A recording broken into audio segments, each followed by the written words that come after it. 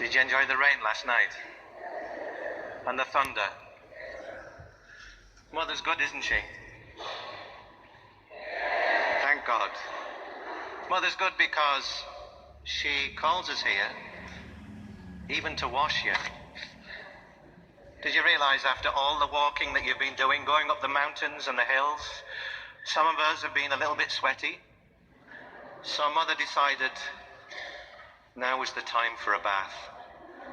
So last night she decided, I want to bring my child, my sons, my daughters, close, and I want to wash them. My first time here to Medjugorje was when I was only 17 years old. I'm 102 now. And I first came to Medjugorje because it was a free holiday. Yeah, I came looking for sun, sea, and sand. Mother has a great sense of humor. What does Medjugorje mean? Between the hills. So there's no sea and no sand.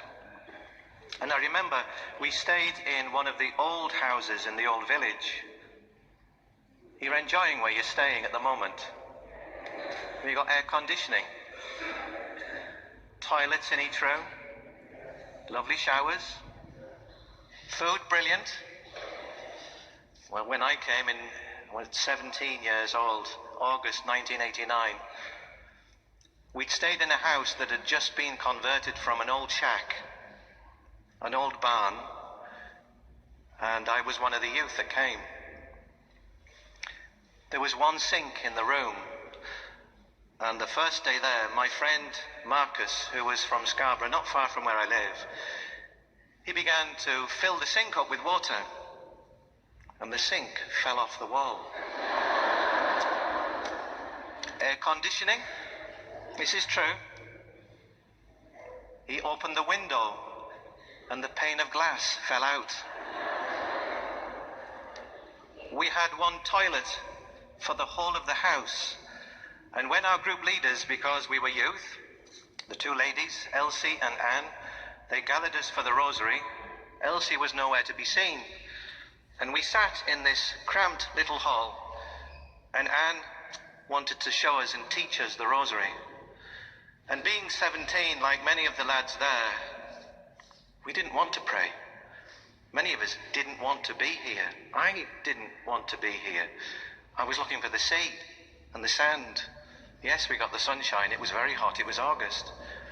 Trouble was when we started praying the rosary and our group leader said, Our Lady says here, pray with the heart. What on earth? Pray with the heart? What does she mean? Well, one of the lads, halfway through the rosary, got so annoyed, he got up, threw the rosary on the floor, went back to his room and slammed the door so hard that the toilet door opened up and poor Elsie Tebbs was sat there. And just like a good mother, she smiled at all of us, sat in the corridor and closed the door. And I thought to myself, well, if this is praying with the heart, then I'm not going to that loo. 3 days in, I honestly thought to myself, what on earth am I doing here? Everywhere I looked, people had rosaries in their hands. People were wanting to come to church. There were queues outside the confessional. And I thought to myself at 17, I'm in the wrong place. Honestly.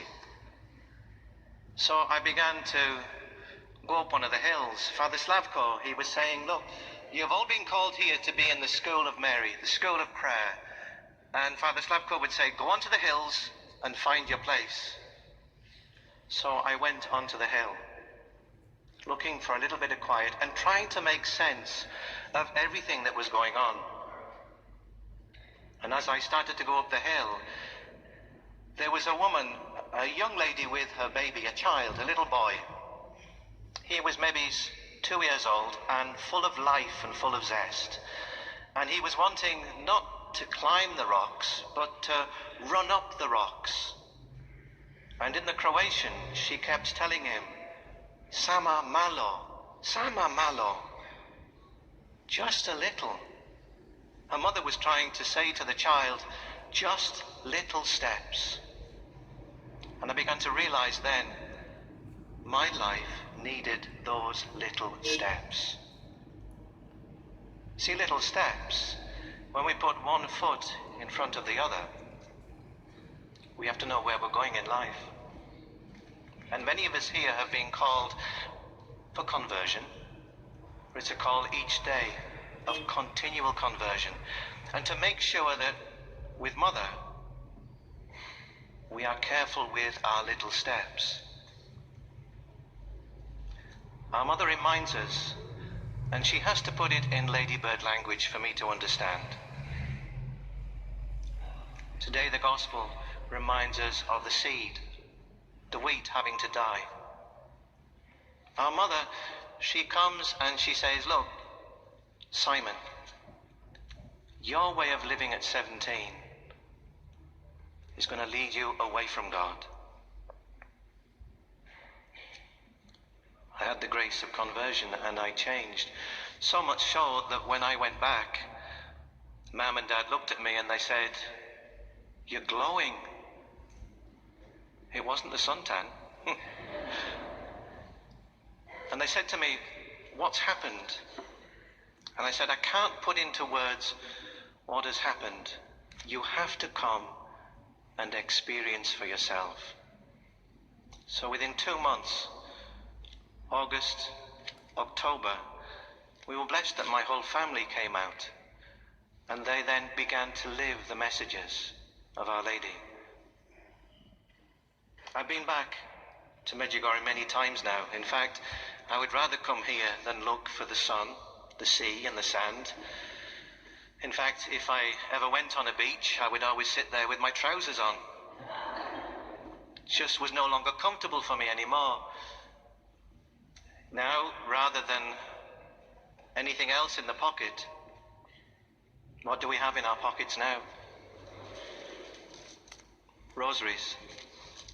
Because we all want to live the call that our Mother gives us. And she gives to you and she gives to me and our brothers here. The call of prayer, conversion, fasting, penance, Eucharist. Those little ways, sama malo, just a little. And with those steps, she's changing not only hearts and minds, but she's changing the direction of your life and mine. She's changing the direction of the world. But her Immaculate Heart can only triumph if you say yes to those little ways, little steps. Who hears for the first time? Who's come for the first time? Good luck. They should put a warning on your flight ticket. First of many. Because you'll feel when you get back home that there'll be no other place where you'll feel so much at home. And you'll want to come back time and time again. And every time you do come back, we're a little bit like an onion. Mother brings us here. She peels back another layer of our life. And just like when you're doing the onions, we cry and we let go. Mind you, I'll finish with this, but one year when I become a priest, this is because of Medjugorje. I remember coming into the airport and there was one suitcase lied open. And you could see boxer shorts, t-shirts, trousers. You could see the whole person's life open for everybody to see in that suitcase. And I had a very big smile on my face. And I said, "Thank God, I've already got my suitcase." The trouble was, this woman came up to me and she said, "Father, you've got my suitcase."